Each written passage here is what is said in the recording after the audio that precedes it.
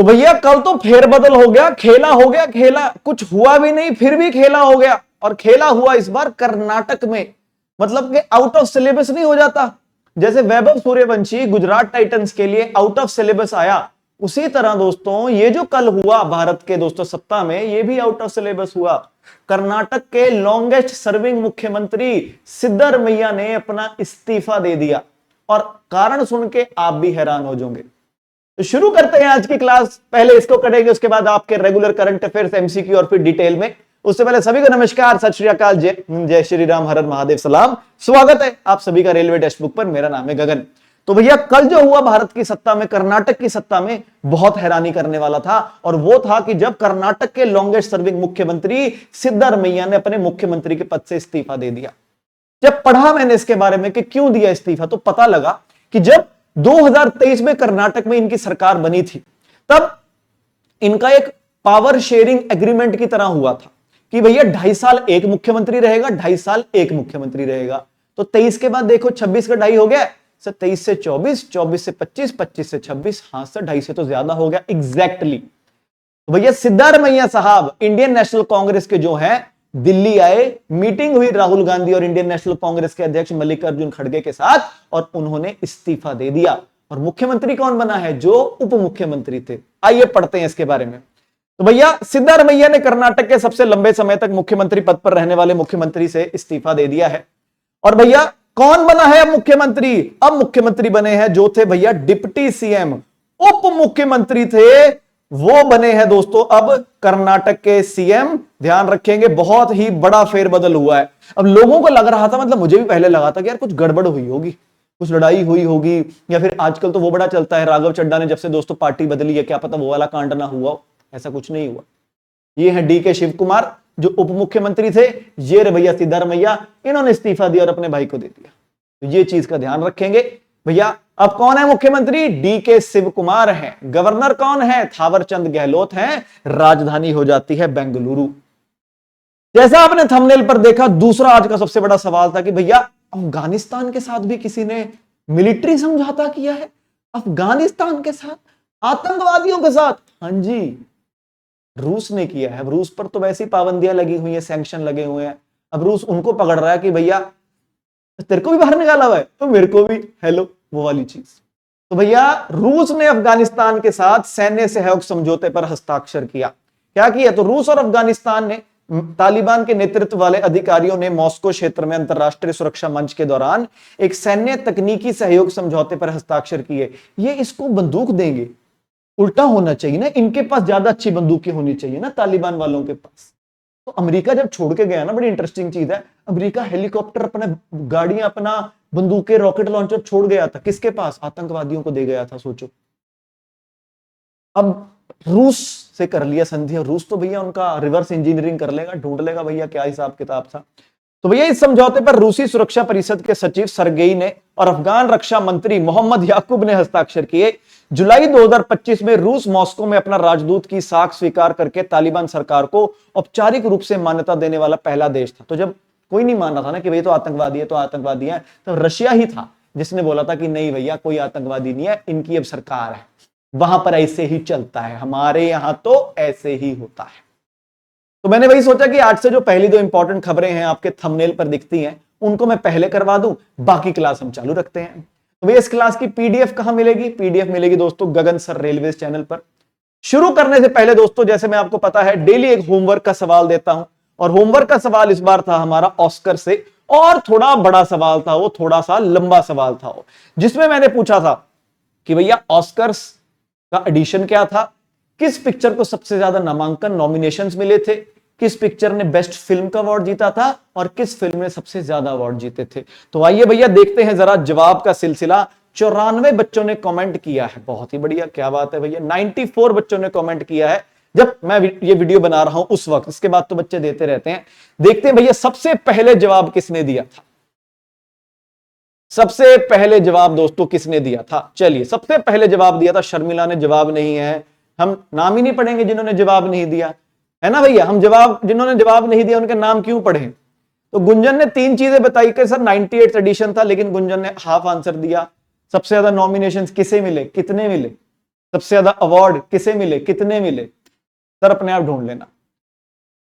यहां पर ऑस्कर में 98 था, सबसे ज्यादा नॉमिनेशन सिनर्स हैं, सबसे ज्यादा अवार्ड कितने नहीं बताया इसने भी, ये भी नहीं पता, ये भी सेम जवाब, अधूरे जवाब दिए हैं। नॉमिनेशंस रेयान कुगलर सिनर, अधूरे जवाब अधूरे जवाब अधूरे जवाब, किसी ने नहीं बताया कि भैया कितने नॉमिनेशंस, कितने नॉमिनेशंस। यहां बताया है कि भैया इस बार 98 नंबर का ऑस्कर था, सिनर्स नाम की पिक्चर को 16 नामांकन मिले, बेस्ट फिल्म का अवार्ड मिला दोस्तों वन बैटल आफ्टर अनदर का, सबसे ज्यादा पुरस्कार मिले वन बैटल आफ्टर अनदर। इसने भी पूरा जवाब नहीं दिया, कितने अवार्ड मिले थे कमेंट में कर दो जरा, कितने अवार्ड मिले हैं वन बैटल आफ्टर अनदर को।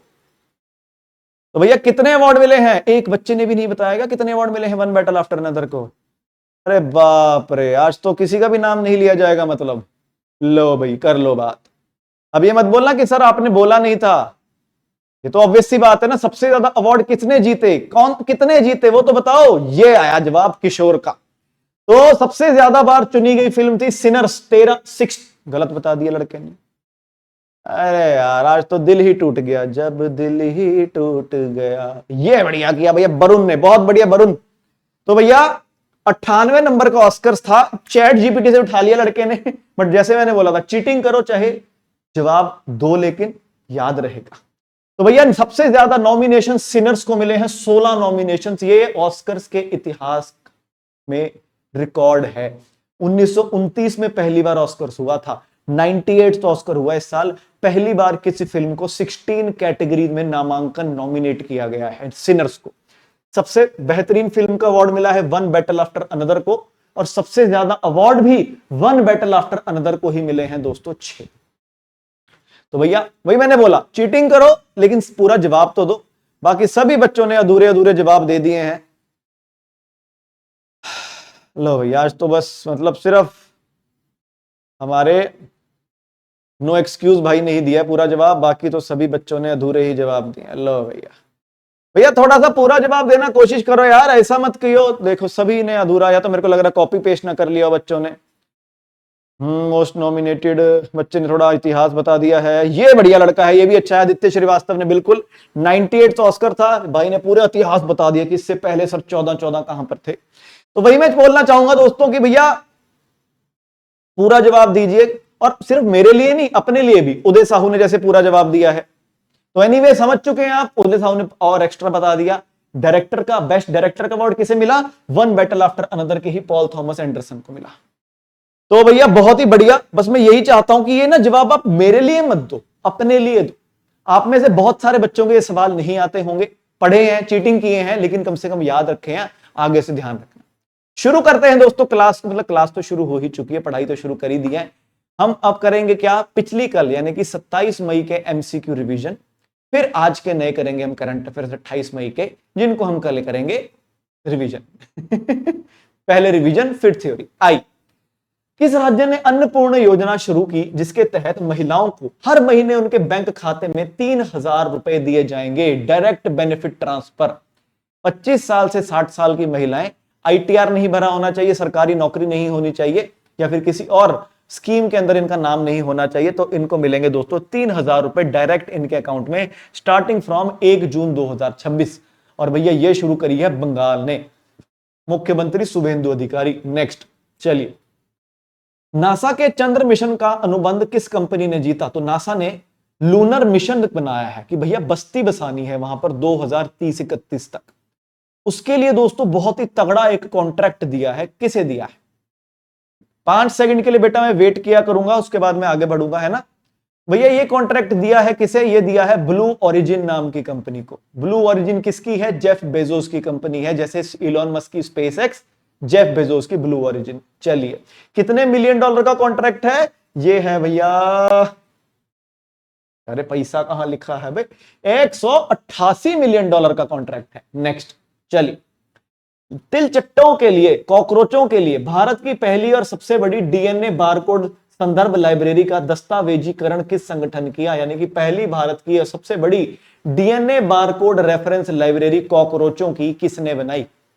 ये भैया अच्छा मेरे को वर्ड बता दिया तुमने, अब तो लोगों को छेड़ा करूंगा मैं, तिलचट्टे तिलचट्टे बोल बोल के उनको पता ही नहीं लगेगा क्या बोल रहा हूं मैं। तो भैया कहां पर लिखे हैं, कहां पर लिखे हैं इन कॉकरोचों के नाम? भैया ये बनाई है एक लाइब्रेरी क्या किसने बनाई है? जूलॉजिकल सर्वे ऑफ इंडिया वालों ने बनाई है दोस्तों एक लाइब्रेरी। और इनके अकॉर्डिंग कितने कॉकरोच हैं? तो इन्होंने एक ना जर्नल छापा था। जर्नल को क्या बोलते हैं हिंदी में? जर्नल ही बोलते हैं। जू टेक्सा नाम का। उसके अंदर बोला इन्होंने कि भैया इंडिया में इतने कॉकरोच हैं, अलग अलग प्रजातियां हैं कॉकरोच की, जिसमें से 60% तो भारत में ही पाए जाते हैं। तो भैया कितने हैं? 191, 191 कॉकरोच हैं। Very important. नेक्स्ट, वैज्ञानिकों ने FRB 2024-0304b नामक तेज रेडियो विस्फोट का पता किस दूरबीन की मदद से लगाया? टेलीस्कोप की बात हो रही है। बताया था आपको रेडियो सिग्नल 10 बिलियन साल पुराना रेडियो सिग्नल आया था एक। इससे पहले 2024 में भी पकड़ा गया था और अब 2026 में भी देखा है। इस बार कौन से टेलीस्कोप से देखा है इसे?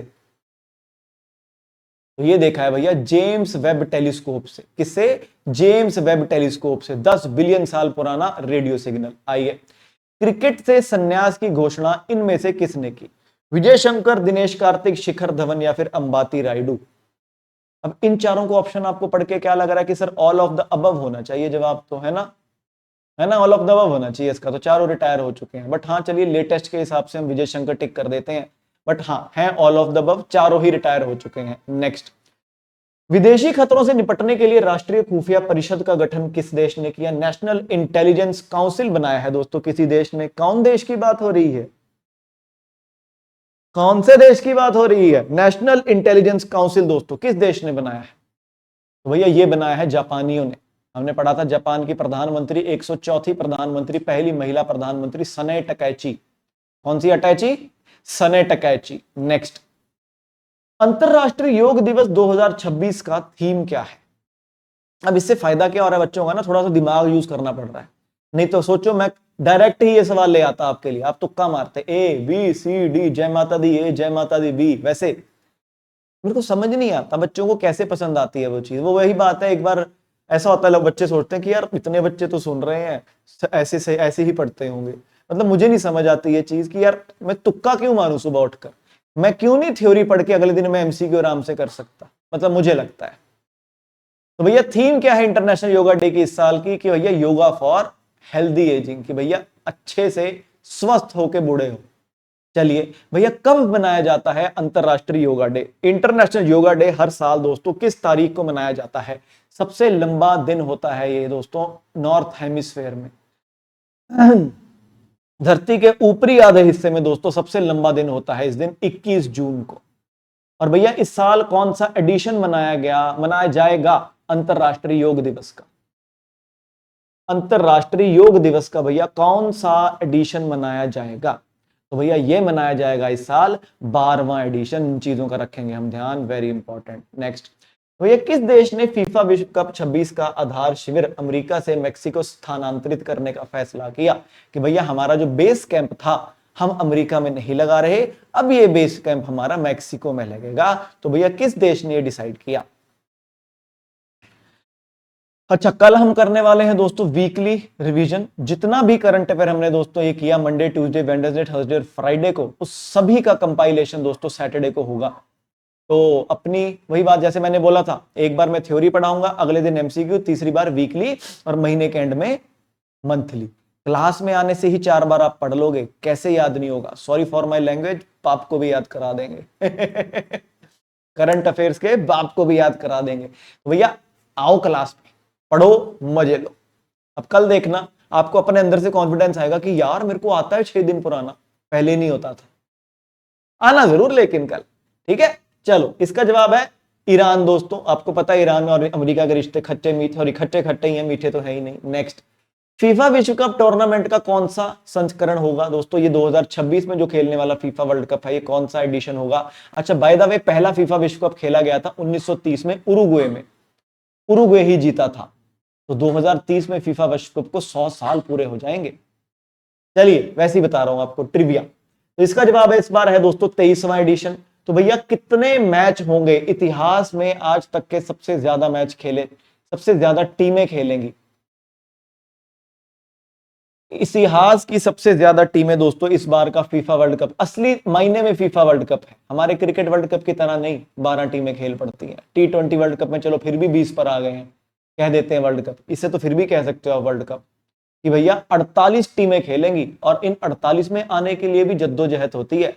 हमारी रैंकिंग क्या है, हम 110 112 के करीब है, हम 100 110 112, इतना देश तो खेल ही रहा है, रैंकिंग है बहुत बढ़िया भैया। 192 93 देश हैं दुनिया में और 150 के लगभग देश फुटबॉल खेलते हैं। सोचो आप, ईरान की फुटबॉल टीम वर्ल्ड कप खेलती है, मतलब हम टॉप 48 टीमों में भी नहीं आते, ईरान हमसे भी बेहतर है, ईरान हमसे भी बेहतर है।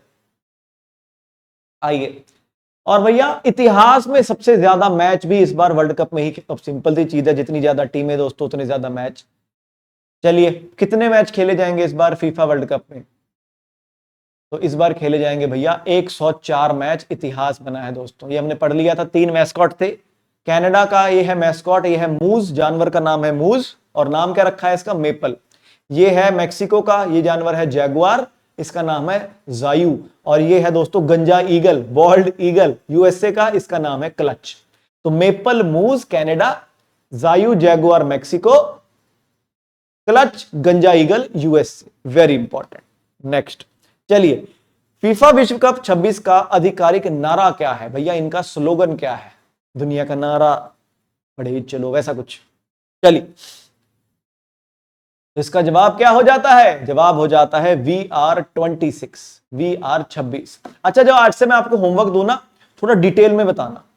जैसे मैंने कल बोला था कि भैया किस पिक्चर को सबसे ज्यादा पुरस्कार मिले, बोलेंगे आपने सर इतना पूछा था, हमने लिख दिया वन बैटल आफ्टर अनदर, कितने मिले, क्योंकि अगर आपको आता ना कितने मिले, आप पक्का आगे 6 लिखते, ह्यूमन नेचर होता है, मतलब मैं तो लिखता, अब मुझे पता नहीं आप लिखते कि नहीं लिखते, कल से थोड़ा डिटेल में लिखना। हाँ, इतना भी डिटेल में नहीं जितना कि भैया 16 नॉमिनेशन थे, इससे पहले 14 थे, ऐसे भी नहीं लिखना डिटेल में, मतलब होता है कि भैया हाँ थोड़ा सा एक्स्ट्रा इंफॉर्मेशन।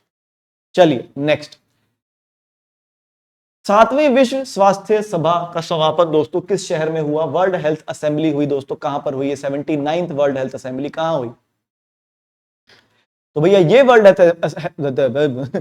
हेल्थ असेंबली हुई जिनीवा में, जिनीवा में है WHO का हेडक्वार्टर, वहीं पर हुई। नेक्स्ट भैया, WHO की स्थापना कब हुई थी, 7 अप्रैल को हुई थी, साल आप बताएंगे। WHO की स्थापना 7 अप्रैल को हुई थी, साल आप बताएंगे। चलिए,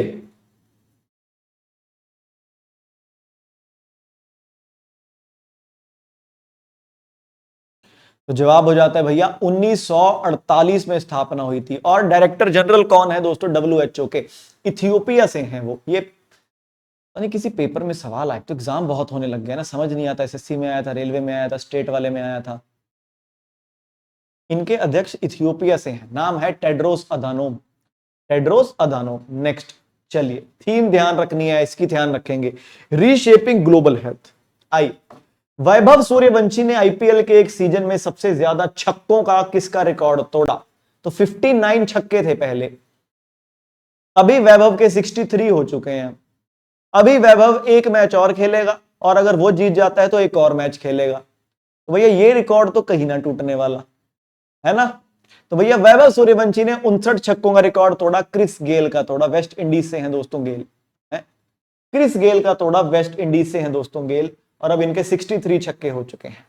चलिए, अब हम शुरू करेंगे भैया आज के करंट अफेयर्स डिटेल में, जिनको हम मंडे को करेंगे MCQ फॉर्मेट में। सर कल क्यों नहीं, कल हम करेंगे क्योंकि वीकली जो हमने Monday Tuesday Wednesday Thursday Friday को पढ़ा, और फिर सर ये कब करेंगे, मंडे को पढ़ेंगे, फिर वो Saturday Monday Tuesday Wednesday Thursday Friday ऐसे।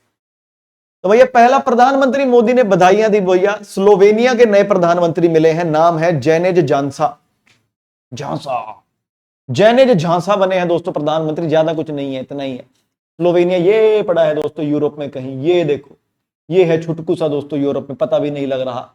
इनकी राजधानी बड़ी अजीब है, जुबल जाना, अंग्रेजी में तो लजुबल जाना होता है, लेकिन जुबल जाना, करेंसी यूरो है, प्रधानमंत्री आप पढ़ ही चुके हैं, कौन है भैया, झांसा। होमवर्क ऑफ द डे दूं आपको, होमवर्क क्या है आज का, तो भैया आप लोगों का आज का होमवर्क होने वाला है बहुत है इंटरेस्टिंग, वो होने वाला है आपका खेलो इंडिया ट्राइबल गेम्स। क्या बताना है आपको, सबसे पहले बताना है कि सर 2026 में कौन सा एडिशन था, कहां पर हुआ था खेलो India tribal games, medal table में टॉप किसने किया, पहले ही पूछ लूं भैया, मेडल्स भी बताने हैं, और एक सवाल मैं दूंगा जो आपको शायद नहीं आएगा, मैस्कॉट कौन था। ये 4 सवाल आपको बताने हैं, ठीक है। मैंने पहले ही लिख दिया। एडिशन क्या हुआ, कहां हुआ, टॉप किसने किया, कितने मेडल, गोल्ड सिल्वर ब्रॉन्ज और टोटल, और भैया मैस्कॉट क्या है, ये आपका है होमवर्क। क्लास खत्म नहीं हुई अभी, वैसे ही होमवर्क दे दिया है बीच में, ठीक है। चलिए आई, रशिया कजाकिस्तान का पहला न्यूक्लियर पावर प्लांट बनाएगा। अब कितनी अजीब बात मेरे को आज पता लगी कि भैया कजाकिस्तान दुनिया का सबसे बड़ा यूरेनियम प्रोड्यूस करता है। न्यूक्लियर पावर प्लांट किससे चलता है, यूरेनियम से सबसे ज्यादा चलता है, फिर थोरियम वगैरह भी है। बताइए, मतलब मेरे पास पानी बहुत है लेकिन मैं पीता नहीं हूं, वैसा हाल है दोस्तों ये कजाकिस्तान का। लेकिन अब नहीं, नॉट एनी मोर। तो रशिया बनाने जा रहा है दोस्तों कजाकिस्तान का पहला न्यूक्लियर प्लांट। तो भैया ये प्रोजेक्ट $1650 बिलियन का होने वाला है, और रशिया 85% लोन देगा कजाकिस्तान को। ये कजाकिस्तान केवल 15% अपना खर्चा उठाएगा। तो रशिया की कंपनी है दोस्तों रोसाटॉम, सरकारी कंपनी है, रशिया की स्टेट न्यूक्लियर कॉर्पोरेशन, रशिया की सरकारी कंपनी है रोसाटॉम। ये यहां पर आकर दोस्तों इस न्यूक्लियर प्लांट को लगाएंगे। क्या बात है भैया, बहुत बढ़िया, बहुत बढ़िया। तो भैया ये कहां लगेगा, ये भैया कोई गांव है, उल्कन नाम का गांव है, लेक बलखाश करके है साउथ ईस्टर्न कजाकिस्तान में, वहां पर बनेगा। क्या होगी पावर वगैरह, इसको रहने दो, आप पढ़ना चाहो आप बिल्कुल पढ़ो। इनको बनाना 2027 में शुरू करेंगे, पहला रिएक्टर 2034 तक पूरा हो जाएगा, और 2.4 गीगावाट कैपेसिटी बनाने की कोशिश की जा रही है 2035 तक। तो भैया जैसे बोला आखिरी लाइन, देश दुनिया का सबसे बड़ा यूरेनियम उत्पादक है। बेसिकली मेरे पास पानी था और मैं पीता नहीं था, लेकिन अब रशिया मुझे पानी पिलाएगा, रशिया मेरा व्रत तोड़ेगा, वो वाला हिसाब हो गया। कौन तोड़ेगा, रशिया। रोसाटोम बनाएगा, $16.5 बिलियन लागत है। और क्या इंपॉर्टेंट है इसमें, बस यही है इंपॉर्टेंट, और कुछ नहीं है इंपॉर्टेंट इसमें। हाँ, पावर क्या होगी, 2.4 गीगावाट। रशिया के प्रधानमंत्री का नाम बच्चों को पता नहीं होगा, आप में से कई सारों का ना, कि रशिया का प्रधानमंत्री सर राष्ट्रपति होता है। तो ये जो संतरी वाला है दोस्तों, भगवा है कलर, ये रशिया है, हरे वाला कजाकिस्तान है। तो हिंदी में ही पढ़ते हैं। तो कजाकिस्तान के राष्ट्रपति का नाम है कासिम, अध्यक्ष लिख दिया इन्होंने। प्रधानमंत्री का नाम है ओल्जास, ओल्जास, और राजधानी हो जाती है कजाकिस्तान की अस्ताना। रूस के राष्ट्रपति व्लादिमीर पुतिन, रूस के प्रधानमंत्री मिखाइल मिशुस्टिन, हाँ जी इनके प्रधानमंत्री भी हैं, और रूस की राजधानी है मॉस्को। ये सभी बच्चों को पता है, ये हिंदी में, ये रहा भैया अंग्रेजी में। अब इसी बात पे लाइक कर दो एक बार, पूरा हिंदी अंग्रेजी का आपका ख्याल रखा जा रहा है, पूरा फोटो वगैरह लगा कर लाया जा रहे हैं। आपकी तरफ से लाइक नहीं आता ना, मेरा दिल चकनाचूर हो जाता है। वो गाना बजता है मेरे दिमाग में फिर, कि जी छन से जो टूटे कोई सपना, जग सुना सुना लाइक कर दो यार, क्या कुछ करवाते हो लाइक के लिए। नेक्स्ट, चलो क्यूटू गोलगप्पा मोमोज। तो भैया नॉर्थ कोरिया ने रिजेक्ट किया क्वाड का डीन्यूक्लियराइजेशन कॉल। आपको पता है अभी दोस्तों, क्वाड देश है जो इंडिया, अमेरिका, ऑस्ट्रेलिया, जापान ने फॉरेन मिनिस्टर की मीटिंग हुई थी नई दिल्ली के अंदर। तो इन चौधरियों ने बैठकर डिसाइड किया कि भैया जो नॉर्थ कोरिया है, इसको अपना न्यूक्लियर हथियार त्याग देने चाहिए, इसको न्यूक्लियर काम आगे से नहीं करना चाहिए। हम तो देखो खैर ये बोलते हुए अच्छे लगते नहीं, क्यों, अब बताना मैं क्यों नहीं अच्छे लगते। बाकी देशों ने भी हमें ऐसे ही बोला था कि नहीं करोगे तुम, हमने फिर भी किया। हमने क्यों किया, अपनी रक्षा के लिए किया। सोचो आज अगर हमारे पास न्यूक्लियर बॉम्ब नहीं होता, पाकिस्तान तो हमको खा चुका होता आज कब का। चाइना हमारे सर पर बैठा हुआ है। सोचो भैया, कंधे पर चढ़ जाता हमारे वो चाइना। अब नॉर्थ कोरिया थोड़ा है बदतमीज बच्चा क्लास का, बिगड़ा हुआ बच्चा, बिगड़ैल बच्चा, जिसके पिताजी के पास बहुत पैसा है, वो वाला बच्चा है दोस्तों क्लास का। कभी भी पास नहीं होता, हमेशा फेल होता है। अब दूसरे जो अच्छे अच्छे लीडर हैं भैया, हमारे मिस्टर जयशंकर साहब अमेरिका के आए हुए थे, जापान के, ऑस्ट्रेलिया के, इन्होंने बोला चौधरियों ने मिलकर कि ये भैया ए गोलगप्पे इधर आ, न्यूक्लियर नो। इसने बोला हट हट। कह रहा कि भैया क्वाड के विदेश मंत्रियों ने नई दिल्ली भारत में मुलाकात की और 26 मई को एक संयुक्त बयान जारी किया, जिसमें संयुक्त राष्ट्र सुरक्षा परिषद के प्रासंगिक प्रस्तावों के तहत उत्तर कोरिया के पूर्ण परमाणु निरस्त्रीकरण का उल्लेख किया। भैया कि यूनाइटेड नेशन सिक्योरिटी काउंसिल का रेजोल्यूशन ने के अकॉर्डिंग तुमको सारा डीन्यूक्लियराइजेशन कर देना चाहिए, जितना हथियार है उसको फेंक दो। नॉर्थ कोरिया ने बोला अबे हट। सही बात है भैया, ये बदतमीज लौंडा है, कोरोना के टाइम पर दोस्तों 2-3 केस आ गए थे यहां पे, 3 दिन बाद पता लगा केस खत्म हो गए, बंदे मार दिए इसने, टीके टूके तो इंजेक्शन तो बने नहीं थे। इनके यहाँ चुनाव पता कैसे होता है, पार्लियामेंट में बैठे हैं, कौन कौन वोट करता है कि किम जोंग उन होंगे आगे अगले प्रधानमंत्री, अभी पिछले महीने वोट हुआ है, किम जोंग उन ऐसे हाथ उठाता और यूं, क्योंकि जिसने हाथ नहीं खड़ा किया आपको पता है उसका क्या होगा, वो कभी खड़ा ही नहीं होगा, फिर वो खड़ा ही हो जाएगा। और नॉर्थ कोरिया की बातचीत की जाए तो दोस्तों ये पिद्दू सा देश, दोस्तों ये पिद्दू सा देश है, ये पिद्दू सा देश साउथ कोरिया और चाइना से बॉर्डर लगता है। सुप्रीम लीडर है इनका, प्रधानमंत्री राष्ट्रपति नहीं होता, लीडर है इनका किम जोंग उन, राजधानी है प्योंगयांग। नेक्स्ट, उर्दू कवि, अलीगढ़ मुस्लिम यूनिवर्सिटी में उर्दू के रहे टीचर बशीर बद्र का दोस्तों देहांत हो गया, पेपर में इतना ही आएगा, बशीर बद्र का देहांत हो गया। वो कौन थे, एक उर्दू कवि और एक अलीगढ़ मुस्लिम यूनिवर्सिटी के उर्दू टीचर का देहांत हो गया, वो कौन थे, Badr Bashir, Bashir Badr, that's it. Next, 2 भारतीय शांति सैनिकों को मरणोपरांत संयुक्त राष्ट्र का डैग हैमरस्कोल्ड पदक मिलेगा। तो अभी पीछे हमने पढ़ा था कि भैया जेंडर एडवोकेट पुरस्कार दिया जाएगा मेजर अभिलाषा बरक को, पढ़ा था हमने। अब यह पुरस्कार दिया जाता है जो शहीद हो जाते हैं यूनाइटेड नेशन की तरफ से ड्यूटी में। जब भी आप ये नीला रंग देखें ना, नीली टोपी है, नीली पगड़ी है, ये मतलब यूनाइटेड नेशंस के लिए कहीं गए हुए थे मिशन पर और वहां पर ये शहीद हुए हैं। तो भैया लांस हवलदार हरभजन सिंह और नायब सूबेदार सुजीत कुमार, इन दोनों को दिया जाएगा यूनाइटेड नेशन का सबसे बड़ा मेडल, दाग हैमरस्कोल्ड मेडल। तो भैया 2 भारतीय शांति रक्षक हैं, लांस हवलदार हरभजन सिंह, नायब सूबेदार सुजीत कुमार प्रधान, इन्हें भैया दाग हैमरस्कोल्ड मेडल दिया जाएगा मरणोपरांत। और यह सेरेमनी यूनाइटेड नेशन के हेडक्वार्टर में होगी, न्यूयॉर्क में, अमेरिका के अंदर होगी। अब दाग हैमरस्कोल्ड कौन थे, ये भी यूनाइटेड नेशन के दूसरे हेड हुआ करते थे, यूनाइटेड नेशन के दूसरे सेक्रेटरी जनरल थे, प्लेन क्रैश में जिनकी मौत हुई थी, तो उनके नाम पर इन्होंने मेडल बनाया कि भैया जो भी हमारी तरफ से सेवा करता हुआ शहीद होगा उसके लिए हम ये मेडल देंगे। तो भैया ये पदक संयुक्त राष्ट्र द्वारा सेना, पुलिस और नागरिक कर्मियों को दिया जाने वाला एक मरणोपरांत पुरस्कार है जो संयुक्त राष्ट्र शांति अभियानों में सेवा करते हुए शहीद हो जाते हैं। ये हिंदी वाला नहीं समझता, थोड़ा अंग्रेज वगैरह दोस्तों इतना नहीं ध्यान देते इन चीजों में, वो डाय लिख देते हैं। हम थोड़ा सा देखो अपने शहीदों की इज्जत करते हैं, अंग्रेजी में नहीं करा जाता, वो डाय ही लिखते हैं, हम लिखते हैं मार्टियर, शहीद। तो पदक का नाम संयुक्त राष्ट्र के दूसरे महासचिव डैग हैमरस्कोल्ड के नाम पर रखा गया, जिनकी 1961 में वर्तमान जाम्बिया में एक विमान दुर्घटना में मौत हो गई थी। तो इस भैया की मौत हो गई थी, second secretary general United Nations के, और इनके नाम पर ये मेडल बनाया था। तो यहीं पर न्यूयॉर्क में ही अभिलाषा बराक को भी जेंडर एडवोकेट का पुरस्कार मिलेगा। नेक्स्ट, तेलंगाना में बना दोस्तों भारत का पहला महिला नेतृत्व वाला सौर ऊर्जा परियोजना, यानी कि पहला सोलर पावर प्रोजेक्ट जिसे औरतों ने लीड किया। मतलब ऑब्वियसली सोलर पैनल नहीं बनाए, सोलर पैनल तो खरीद कर लाए, लेकिन वो पूरा प्रोजेक्ट जो बनाया था वो भैया औरतों ने बनाया था। और भारत का पहला है कि वुमेन ने लीड किया किसी प्रोजेक्ट को, बना है वो तेलंगाना के अंदर आई। तो भैया महिला स्वयं सहायता समूहों द्वारा संचालित, यानी कि वुमेन सेल्फ हेल्प ग्रुप द्वारा संचालित भारत की पहली सौर ऊर्जा परियोजनाएं तेलंगाना में शुरू की गई। इंदिरा महिला शक्ति योजना के तहत खम्मम जिले के एरुपलम मंडल के वेंकटपुरम गांव में 1 मेगावाट के सोलर पैनल का दोस्तों उद्घाटन किया। इसको देखरेख, इसको सेटअप करना किसने किया है, औरतों ने किया है।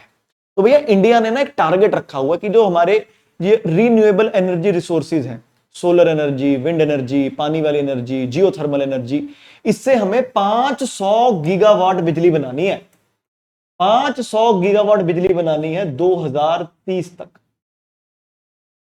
और 500 गीगावाट में से 280 गीगावाट तो हमने सोलर से ही रखी हुई है। क्या आप में से किसी को पता है कि इंडिया में कौन सा स्टेट सबसे ज्यादा सोलर एनर्जी प्रोड्यूस करता है?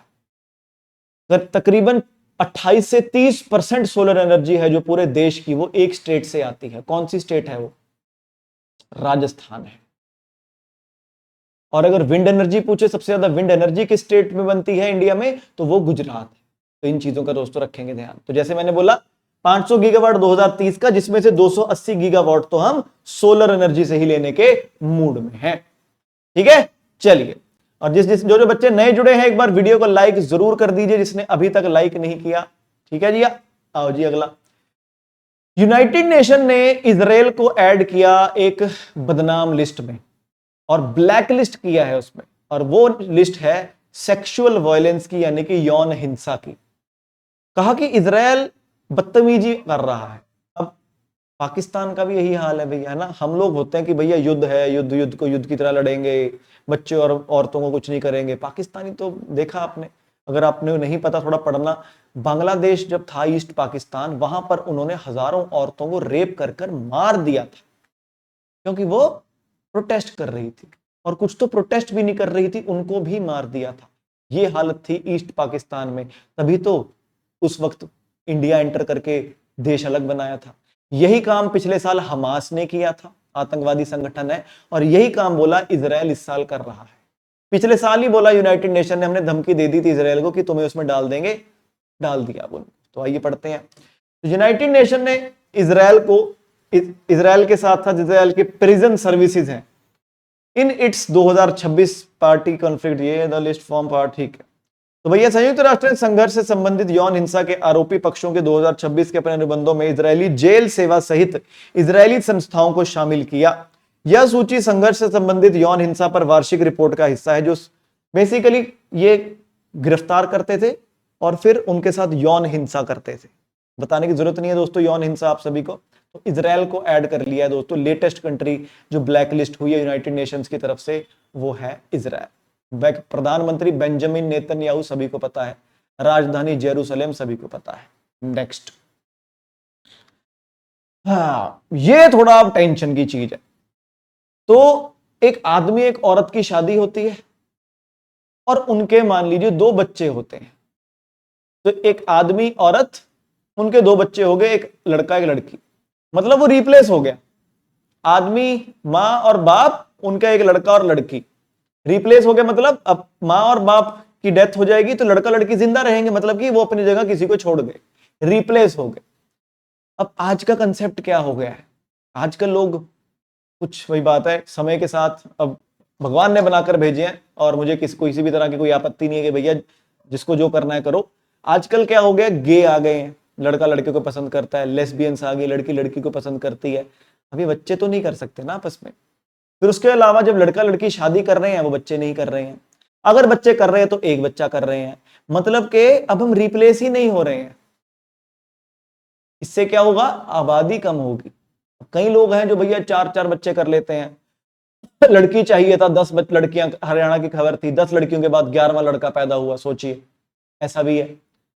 लेकिन अब इंडिया का जो ये रिप्लेसमेंट रेट है वो नेगेटिव में हो चुका है। मतलब कि रिप्लेसमेंट रेट होता है 2.1, कि हर औरत 2.1 बच्चे को जन्म दे। 2.1 बच्चा नहीं होता, 2 ही होता है, वो बस एवरेज के हिसाब से होता है। और इंडिया का अब फर्टिलिटी रेट है जो वो कम हो चुका है। तो भैया भारत की कुल प्रजनन दर प्रतिस्थापन स्तर से नीचे आ गई, यानी कि total fertility rate replacement level से नीचे आ चुका है। तो इंडिया का फर्टिलिटी रेट 1.9 हो चुका है। 2024 का डेटा अब आउट हुआ है, ये बताया है सैंपल रजिस्ट्रेशन सिस्टम ने। जो रिप्लेसमेंट रेट होता है वो होना चाहिए 2.1 चिल्ड्रन पर वुमेन, यानी कि प्रति औरत 2.1 बच्चा होना चाहिए। अब आदमी तो बच्चा पैदा नहीं कर सकता, तो आदमी औरत, उसका बच्चा है लड़का लड़की, लेकिन अब वो कम हो गया है। इससे क्या होगा कि अगर आदमी औरत की मौत हो गई, उसके आगे कितना बचा, 1। पहले क्या होता था, माँ बाप, दादा दादी, नाना नानी, ऐसे 2 जब 3 4 4 4, अब क्या होगा 2 1। पहले 2 थे, अब गिनती कितने की हो रही है, 1 की हो रही है। अब ये कई बार क्या पता, आजकल लोग शादी भी नहीं करते, 1 खत्म, 1 2 भी नहीं हुए। तो भैया टोटल फर्टिलिटी रेट क्या है कि भैया कितने बच्चे एक औरत कर सकती है जब वो अपने रिप्रोडक्टिव ईयर्स में होती है, यानी कि 15 से 49 साल मोटा मोटा लगाया जाता है। तो भैया 2.1 है जो टोटल फर्टिलिटी रेट। इसका मतलब है कि भैया जो हमारी आबादी है वो स्थिर रहेगी, 2 गए 2 आए, 2 गए 2 आए, 2 गए 2 आए, स्थिर रहेगी। लेकिन अब गिर चुका है मामला। भैया सबसे ज्यादा फर्टिलिटी बोला कि बिहार में है, 2.9 बच्चा प्रति औरत। फिर उसके बाद उत्तर प्रदेश में है, मध्य प्रदेश में है, राजस्थान में, छत्तीसगढ़ में, झारखंड में, इनमें बढ़िया है। दिल्ली में सबसे कम है 1.2, तमिलनाडु में कम है, केरल में कम है, बंगाल में, इन सभी में केवल 1.3 1.3 रह चुका है। गांव में बात करें, गांव में मेंटेन है अभी भी, गांव में 2.1 पे आ चुका है। मतलब गांव में बहुत ज्यादा हुआ करता था। मेरे पिताजी और 3 भाई 2 बहनें हैं, 5 लोग। मेरे नाना जी और 7 भाई 1 बहन, 8 लोग हैं। गांव में कम हो गया, शहरों में तो बिल्कुल ही काम खत्म हो गया, 1.5 रह गया शहरों के अंदर, पूरे इंडिया की बात कर रहा हूं। इसके अलावा थोड़ा और डेटा आया कि जो वर्किंग पॉपुलेशन होती है, जो काम करते हैं लोग, तो इन्होंने 15 से 59 साल के लोगों को बोला कि ये काम करने वाले लोग होंगे, तो बोला कि ये 66.4% है हमारी आबादी का। मतलब कि इंडिया की पॉपुलेशन का 100 अगर हम पॉपुलेशन ले लेते हैं, तो 1000 अगर बंदा मान लेते हैं इंडिया के अंदर है, तो 664 आदमी काम कर रहा है, क्योंकि आबादी 15 से 59 साल के बीच की है काम करने वालों की। फिर बूढ़ों की बात की गई है, एल्डरली पॉपुलेशन, जो 60 साल के ऊपर के हैं। तो इन्होंने बताया कि भैया 8.6% पहले बुजुर्ग हुआ करते थे हमारे, अब बुजुर्गों की संख्या बढ़ चुकी है, अब 9.7 हो चुकी है। 2024 का डेटा सारा। केरल में सबसे ज्यादा बुजुर्ग लोग हैं, 15%। इससे पहले नेशनल फैमिली हेल्थ सर्वे 5 हुआ था, जिसने 2019 से लेकर 21 का डेटा दिया था। उस वक्त भारत का जो टोटल फर्टिलिटी रेट था वो 2 था। रिप्लेसमेंट लेवल होता है 2.1, और अब कितना हो चुका है, केवल 1.9 हो चुका है। तो भैया थोड़ा सा खतरा आ गया है। नेक्स्ट, लो भैया इतना हो गया करंट अफेयर आज का। आज थोड़ा सा जल्दी चल दिए हम, लग रहा है मेरे को, कोई बात नहीं। तो भैया कल क्लास मिस मत करना, कल पूरा हफ्ता दोस्तों हम रिवाइज करेंगे हर सवाल के ऊपर। दोस्तों आपने अगर पूरा क्लास नहीं लगाई, कल वही बात है, जिसने क्लास लगाई होगी डेली की उसके लिए बहुत ही बेहतरीन रिवीजन हो जाएगी, उसके टिप्स पर हो जाएगा। जिसने किसी कारणवश नहीं लगाई, आप आज पहली क्लास में आए हो, तो कल आना, पूरा रिवाइजन हो जाएगा। होमवर्क दोस्तों मैं चाहता हूं आप सभी कमेंट में अभी के अभी डाल दें। क्या है हमारा होमवर्क आज का? हमारा होमवर्क हो जाता है भैया, खेलो इंडिया ट्राइबल गेम्स एडिशन कौन सा, कहां हुए, टॉप किसने किया, मेडल कितने, गोल्ड सिल्वर ब्रॉन्ज और टोटल, और मैस्कॉट कौन था। भैया आज है 29 मई और मैं आपके लिए एक ऑफर भी लेकर आया हूं। अब जैसे आप पेपर्स की तैयारी करते हैं, कोई एनटीपीसी की तैयारी करता है ना, एसएससी की तैयारी करता है, एसएससी सीजीएल का पेपर आउट हो गया है, कोई बच्चा बैंक की तैयारी करता है, तो प्रॉब्लम अभी तक रहती थी कि भैया नए नए बैच, अब फिर नया बैच, फिर नया बैच, कितने बैच लें, फिर क्लास अलग लो, टेस्ट सीरीज अलग लो, फिर कोई एमसीक्यू बैच आ जाता है वो अलग लो, उसकी टेंशन ही खत्म। आज के लिए दोस्तों 29 ऑफ मई है, आज 29 मई दोस्तों, आज के लिए जो हमारा सुपर पास लाइव आपको 1800 रुपए का पड़ता था, वो आपको केवल 999 का पड़ रहा है। इस सुपर पास लाइव में क्या है, जितने भी बैच होंगे हमारे, जितने भी बैच आएंगे दोस्तों हमारे, उनकी चाहे दोस्तों आप बात कर लीजिए live class, recorded class, revision batch, crash course, MCQ batch, जो भी होगा वो आपको मिलेगा इसी में केवल 999 रुपए में। पहले कितने का होता था? 1800 रुपए का। और एक बार आपने एडमिशन ले ली, 1 साल तक आपके पास ये पास पड़ा रहेगा। आप जिस पेपर की तैयारी करनी है आप करो, टेंशन ही खत्म। बेसिकली पेपर बदलने पर बैच बदलने की जरूरत नहीं पड़ेगी। तो एडमिशन कैसे लेनी है? तो दोस्तों जैसे ही ये वीडियो खत्म, मतलब वीडियो के नीचे आप कमेंट में आप चेक ही कर सकते हैं, जो पहला कमेंट लगा हुआ है, पहले कमेंट में लगा हुआ है दोस्तों लिंक, पहले कमेंट में लगा हुआ है लिंक। कैसा लिंक है भैया? ये है लिंक। क्या लिखा है यहां पर कि भैया 12 महीने का 1800 का नहीं, केवल 999 का। आपको सीधा इस लिंक पर क्लिक कर देना है। लिंक पर क्लिक करते ही आपके फोन में वेबसाइट या फिर ऐप ओपन होगी, यहां पर अपना नंबर भरिए, ओटीपी भरिए और पेमेंट करनी है, दैट्स इट। ध्यान रखिएगा एक और चीज, मान लीजिए आपको ये 1800 से ज्यादा का शो होता है, जैसे कि अगर आप अभी देखेंगे 19,999 से ज्यादा का शो होता है, जैसे कि देखिए 1999 का शो कर रहा है, आपको क्या देखना है, अप्लाई कूपन पे जाना है और यहां पर जाके आपको SINGH सिंह भरना है, और जैसे ही आप सिंह भरेंगे इसका रेट गिर जाएगा, केवल 999 हो जाएगा। सिर्फ 999 का आपको ये पड़ेगा केवल आज के लिए। कल से ये 1800 रुपए का दोबारा हो जाएगा। टेक्स्ट बुक पर सेल नहीं आती है, पूरे इंडिया की सबसे बड़ी सेल है ये। 1 साल तक के सभी बैचेस, चाहे बैंक हो, एसएससी हो, रेलवे हो, स्टेट हो, सब कुछ आपको मिल रहा है।